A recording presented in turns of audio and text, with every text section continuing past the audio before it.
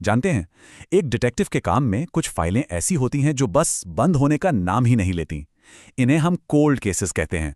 ये सिर्फ पुराने कागजात नहीं हैं, ये वो कहानियां हैं जो जवाब मांगती हैं।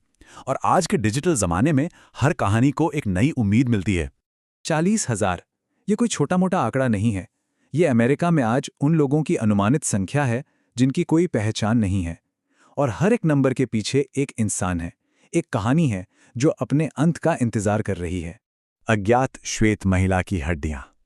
जरा सोचिए, 1975 के एक पुराने कब्रिस्तान के रजिस्टर में बस इतना ही लिखा था, एक ठंडा बेजान सा वाक्य। लेकिन यही उन 40,000 कहानियों में से एक की शुरुआत थी, और यहीं से हमारी फोरेंसिक पड़ताल शुरू होती है। तो चलिए केस फाइल खोलते हैं। सीन है 1975 की सर्दियों का, जगह रॉकी रिवर, ओहायो। 3 टीनेज लड़के जंगल में थे जब उन्हें कुछ ऐसा मिला जिसने दशकों तक चलने वाली एक गुत्थी को जन्म दिया। शुरुआती जांच में जो मिला वो बिल्कुल साफ था, एक इंसानी खोपड़ी और कनपटी में गोली का एक निशान। ये एक मर्डर था, एक एग्जीक्यूशन। पर सवाल था, किसका? पहले दिन से ही उस इंसान की पहचान एक रहस्य थी। फाइल में नाम लिखा गया जेन डो। तो सवाल ये है कि आखिर ये केस ठंडा क्यों पड़ गया? इसे समझने के लिए हमें थोड़ा सा टाइम में पीछे जाना होगा, 1970s के दशक की इन्वेस्टिगेशन की दुनिया में। असल में इस केस का अनसुलझा रहना उस दौर के सिस्टम की नाकामियों का नतीजा था। सोचिए, 1970 के दशक में पुलिस डिपार्टमेंट्स मानो अलग अलग द्वीप हों। एक डिपार्टमेंट को दूसरे से कोई मतलब नहीं था, कोई खास बातचीत नहीं होती थी। इसका नतीजा एक सिंपल सी क्लरिकल गलती, और ये केस फाइलों के ढेर में कहीं गुम हो गया। रॉकी रिवर में मिली बॉडी को किसी और शहर के मिसिंग रिपोर्ट से कभी जोड़ा ही नहीं गया। पुराने और नए तरीकों में जो फर्क है ना, वो जमीन आसमान का है। 70 के दशक में सब कुछ कागजों पर था, हर डिपार्टमेंट अपनी दुनिया में जी रहा था। आज हमारे पास नैमोस जैसे सेंट्रलाइज्ड डेटाबेस हैं, ग्लोबल डिजिटल कोलैबोरेशन है।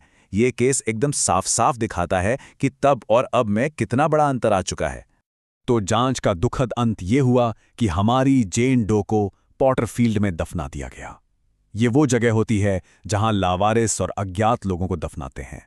मतलब नाम और पहचान की जगह कब्र के पत्थर पर सिर्फ एक नंबर।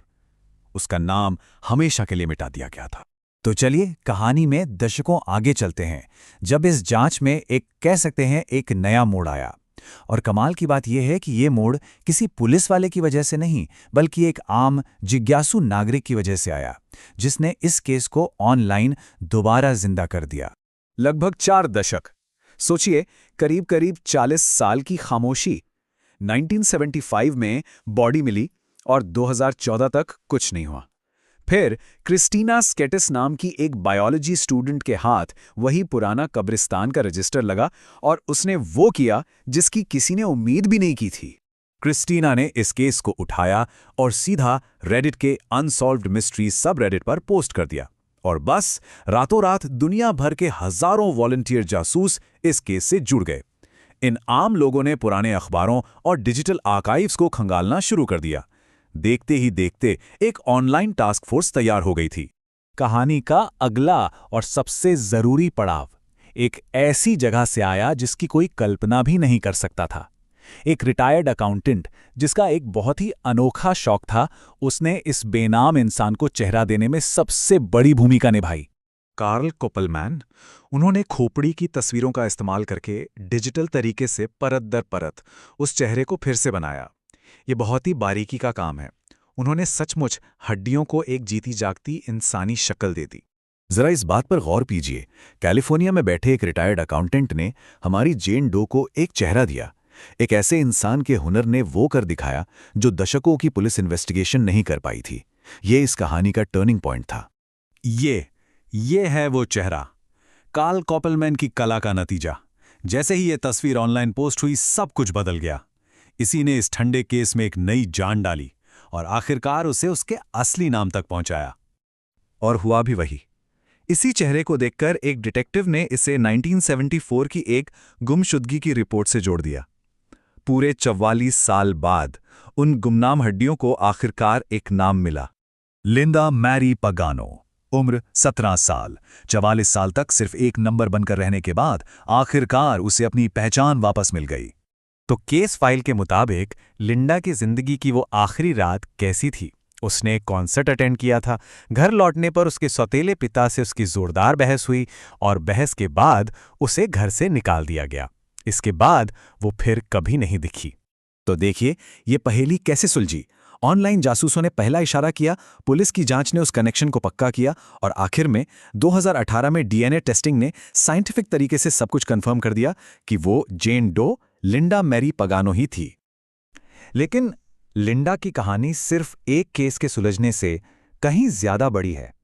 ये कहानी हमें सोचने पर मजबूर करती है कि न्याय का नया चेहरा कैसा है और इसमें आम नागरिकों का क्या रोल है।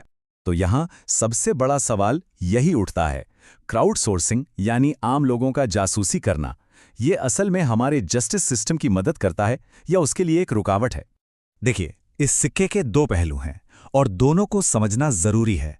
एक तरफ आपके पास बेशुमार लोग हैं, अलग अलग तरह का टैलेंट है और जबरदस्त जुनून है।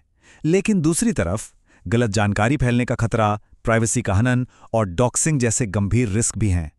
ये एक बहुत शक्तिशाली टूल है जिसे बहुत सावधानी से इस्तेमाल करना होगा। तो सवाल है, लिंडा पगानो के लिए न्याय का क्या मतलब है? हो सकता है उसका कातिल कभी पकड़ा ना जाए, लेकिन न्याय का मतलब हमेशा सजा देना नहीं होता। कभी कभी न्याय का मतलब सिर्फ इतना होता है कि किसी इंसान को गुमनामी में खोने से बचा लिया जाए।